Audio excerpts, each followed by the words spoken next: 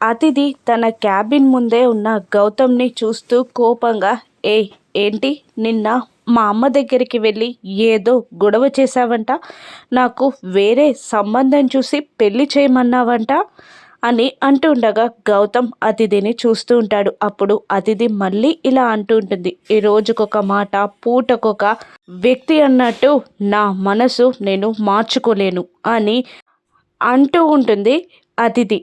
ఆయేష, అదే అహల్య, క్యాబిన్లో నిలబడి వీళ్ళిద్దరి మాటలు వింటూ ఉంటుంది. అప్పుడు గౌతమ్ అతిథిని రెచ్చగొడుతూ, నీకు నా దగ్గర తప్ప వేరే దగ్గర ప్రేమ దొరకదా? నీకు నేనే దిక్క, వేరే వాళ్ళు లేరా? నిన్న మీ అమ్మకు చెప్పా, ఈరోజు నీకు చెప్తున్నా. నీకంత టాలెంట్ ఉంటే, నీకంత డేరింగ్ ఉంటే నన్ను మర్చిపోయి వేరే వాళ్ళని పెళ్లి చేసుకో. నాకన్నా గొప్పవాణ్ణి, నాకన్నా అందగాన్ని నా ముందే పెళ్లి చేసుకొని నిన్ను వదిలిపెట్టడం నా తప్పని నువ్వంటున్నావు కదా, ఆ గిల్టీ ఫీలింగ్ నాకు వచ్చేలా నువ్వు చెయ్యి. నేను చేసింది తప్పంటున్నావు కదా, అది ఆ గిల్టీ ఫీలింగ్ నాకు తెప్పించు.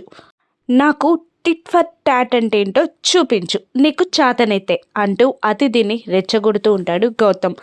అహల్య ఇదంతా చూసి బాధపడుతూ ఉంటుంది. ఇక అతిథి గౌతమ్ అన్న మాటలకి రెచ్చిపోయి పెళ్లి సంబంధానికి ఒప్పుకుంటుందా? అతిథి మనసుని గౌతమ్ ఎలా మారుస్తాడో రాను ఎపిసోడ్స్లో చూద్దాం. Thank you for watching.